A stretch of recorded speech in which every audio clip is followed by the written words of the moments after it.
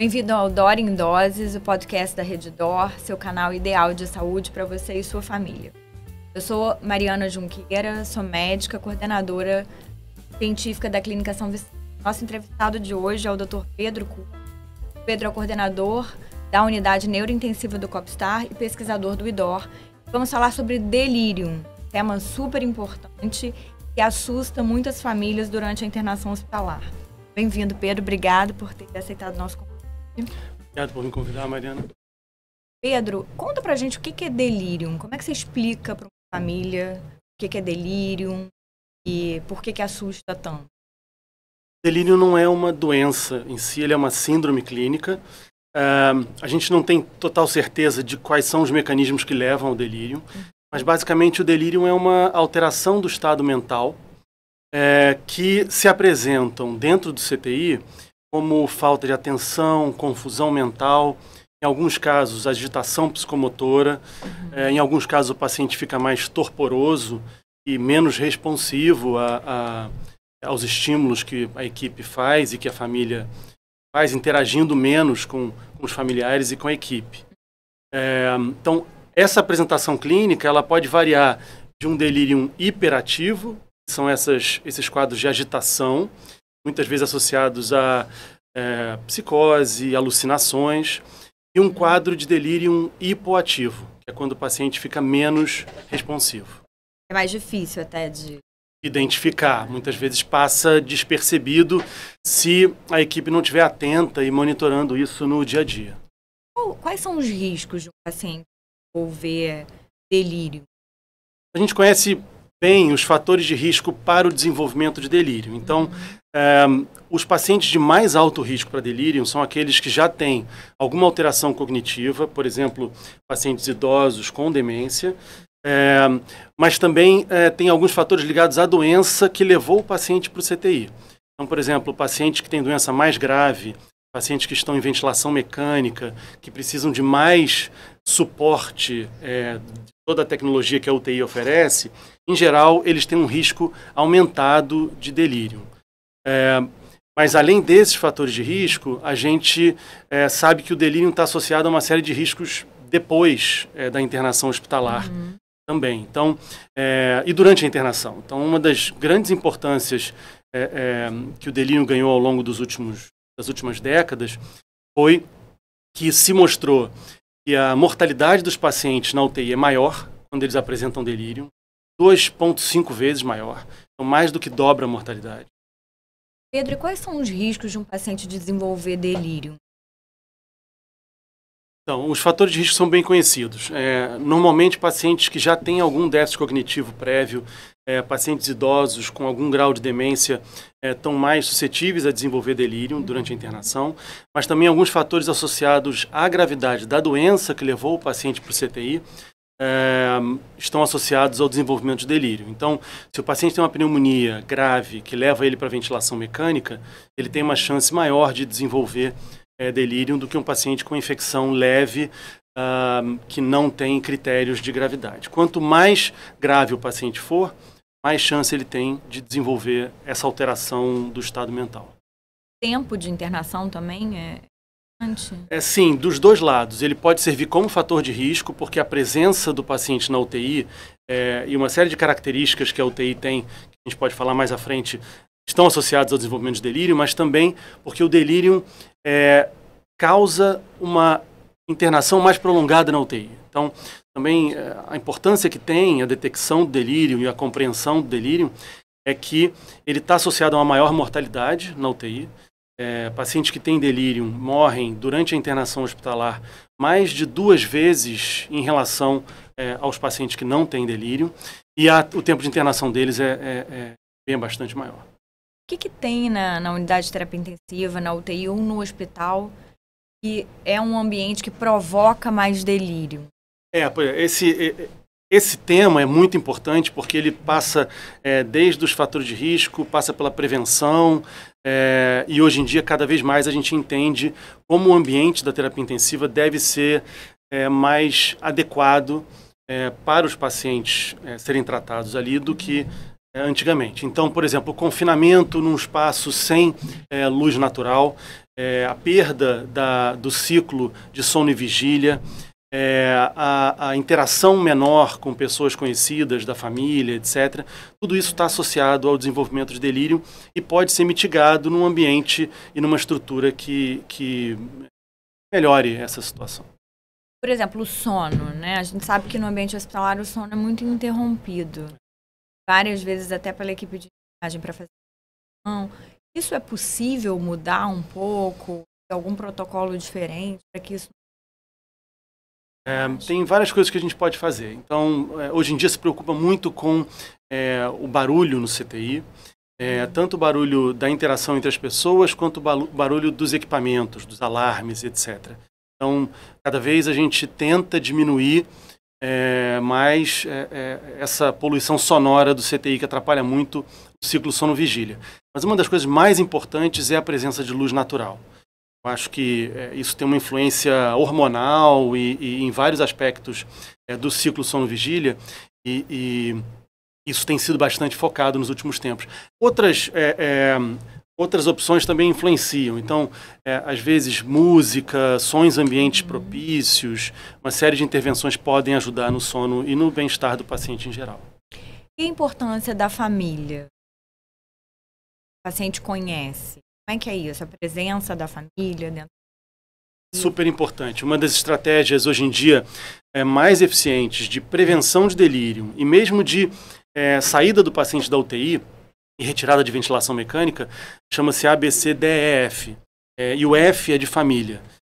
Passa desde o A para um controle de dor, evitar delírio, chegando no F, que é família. E o E, que é mobilização precoce. Então, esse conjunto de atuações que são a presença da família 24 horas por dia e a retirada do paciente da cama o mais precoce possível são fatores muito importantes na prevenção de delírio. E não conseguiu prevenir, aconteceu. E aí, como é que pode ser feito? A gente tem, infelizmente, os estudos que foram feitos nos últimos 10 a 15 anos testando drogas para tratar delírio não se mostraram eficazes.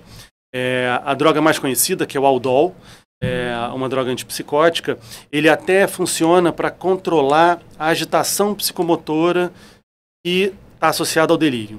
Mas não melhora a evolução dos pacientes. Eles não saem mais do hospital, não vivem mais tempo, não têm uma qualidade de vida melhor depois da alta quando usam Aldol para tratar delírio do que se não utilizassem. Então a gente diz que a gente não tem muitas estratégias de tratamento medicamentoso para tratar o delírio. Mas essas estratégias de prevenção, elas continuam funcionando mesmo no paciente com diagnóstico de delírio para diminuir o tempo de delírio na UTI. E o tempo de delírio, assim como o diagnóstico, tem uma importância muito grande. Pacientes que têm delírio de curta duração evoluem muito melhor do que pacientes que têm delírio de longa duração. Tem alguma ferramenta, assim, alguma coisa inovadora, alguma coisa que pode ser feito? Realidade virtual, mostrar a casa do paciente, alguma coisa que trazer um animal de estimação?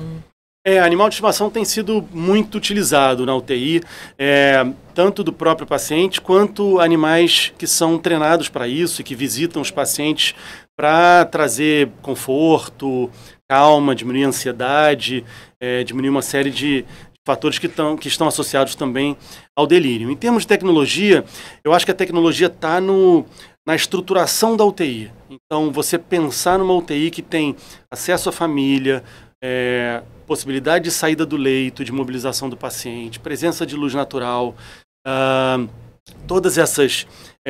isso tudo integrado a uma tecnologia de suporte de vida que a UTI traz, muito avançada. Então, eu acho que está muito na integração desses fatores. Oferecer tudo que também, né? vai salvar o paciente com uma arquitetura e um ambiente propício para ele estar mais próximo do que ele poderia estar em casa, por exemplo. É uma coisa que assusta muito a família, mas às vezes o paciente ainda está confuso e você precisa tirá-lo desse ambiente ou dar alta. Quais são as instruções para a família de um caso desse? Quando vai para casa? Quando vai para casa, o pós. É difícil. Quando o paciente tem uma alteração assim muito importante de confusão mental, o importante é explicar para eles que o retorno daquele paciente ao normal ou ao próximo do que ele era antes, ele é lento.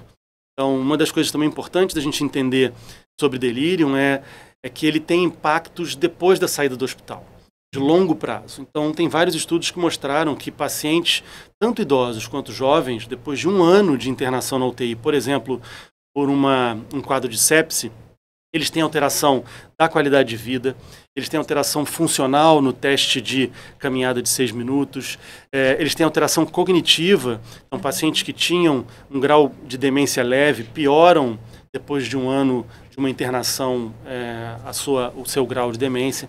Então, é importante que a família entenda que esse retorno ele é gradual. Nem sempre o paciente volta ao a gente chama de linha de base dele, ao que ele era antes, e é muito importante que nesse período em casa ele também faça um tratamento de reabilitação. Reabilitação envolve fisioterapia, mas envolve também fono, muitas vezes envolve psicologia, terapia ocupacional, algumas terapias cognitivas que podem ajudar nessa recuperação. Então, a participação da família é muito importante e a compreensão desse processo também é super importante. Verdade enorme. E o paciente percebe a confusão? Eu Porque acho esse é um grande questionamento da família, né? Será que ele está sofrendo com isso? O sofrimento é maior para a família ou ele também está percebendo que está confuso? Eu acho que percebe. A gente tem essa experiência tanto dentro do hospital, mas eu acho que mais ainda depois da alta. O paciente que tem alta do CTI, que tem um grau de alteração cognitiva, ele fala para você que ele não está igual ao que ele era antes. Ele não está rápido no raciocínio. Quando ele volta a trabalhar, ele percebe que ele não consegue manter o mesmo ritmo dos colegas de trabalho. Ou quando volta, mesmo pessoas jovens que voltam para a faculdade, percebem uma dificuldade no raciocínio e nas respostas mais rápidas.